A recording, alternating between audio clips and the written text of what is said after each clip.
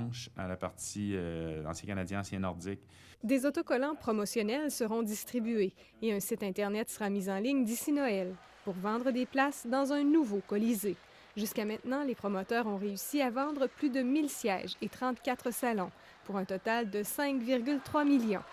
Ceux qui ont acheté, là, c'est les fervents amateurs spontanés qui couraient après ça puis qui avaient hâte. Là, je pense qu'après ça, il faut solliciter des gens. L'objectif est de ramasser 50 millions à Québec afin de convaincre les gouvernements d'investir à leur tour dans le projet de 300 millions.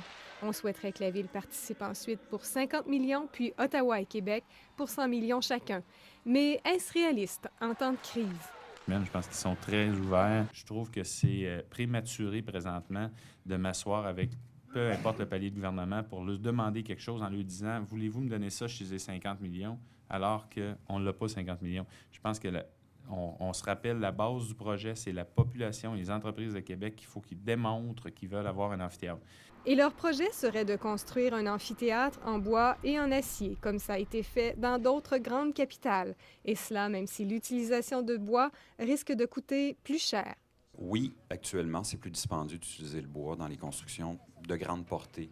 C'est de le faire pour promouvoir, vraiment que ce soit une plateforme pour faire la promotion de cette nouvelle technologie-là qu'on a développée au Québec avec l'épinette noire du Québec. Voici quelques images de stades construits en bois et en acier.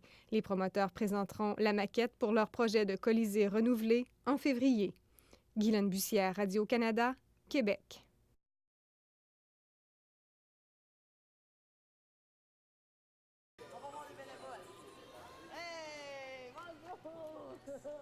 Couleur de votre véhicule?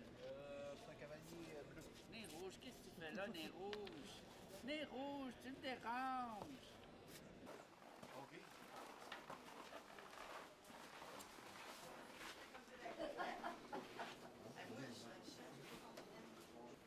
Moi, j'embarque en arrière, je pense. Oui. Ça, c'est mon véhicule. Dans la porte premier piton gauche.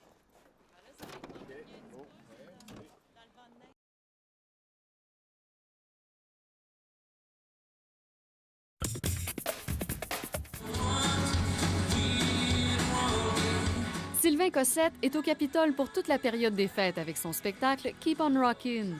Cossette nous propose un bouquet de chansons des années 60, 70 et 80 avec la complicité de 5 musiciens et de sa douce moitié, André Waters. J'ai gagné le concours!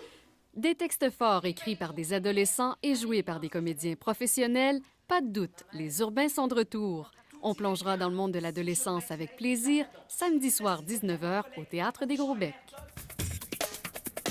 Le gala annuel de l'Opéra de Québec est l'occasion d'apprécier quelques-uns des plus grands airs du répertoire lyrique. Cette année, des finalistes du concours Opéralia sont de la distribution, aux côtés de Lynn Fortin, Aline Coutane et Marc Hervieux, entre autres. À voir demain soir au Grand Théâtre.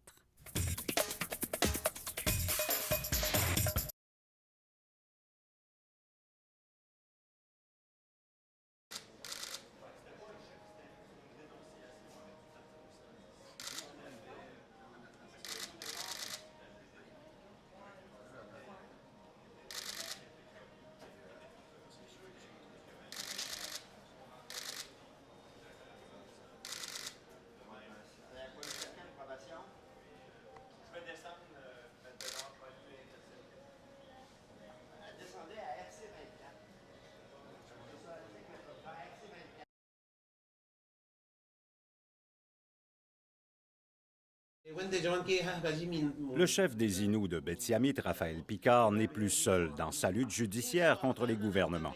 3 autres communautés viendront appuyer ces requêtes qui totalisent des dizaines de milliards de dollars. Il est fort probable qu'on ait des ententes de solidarité judiciaire à l'intérieur de ça et que certaines communautés puissent intervenir. Les Inuits de Bétiamit, Shefferville, Ouachat-Maliotenam et Mingan revendiquent des droits sur un territoire de 460 000 km².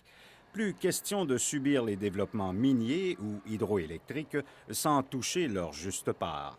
On est pauvre depuis longtemps, depuis que les gouvernements existent sur nos territoires ancestraux. On est encore pauvre. Ma communauté est en négociation territoriale.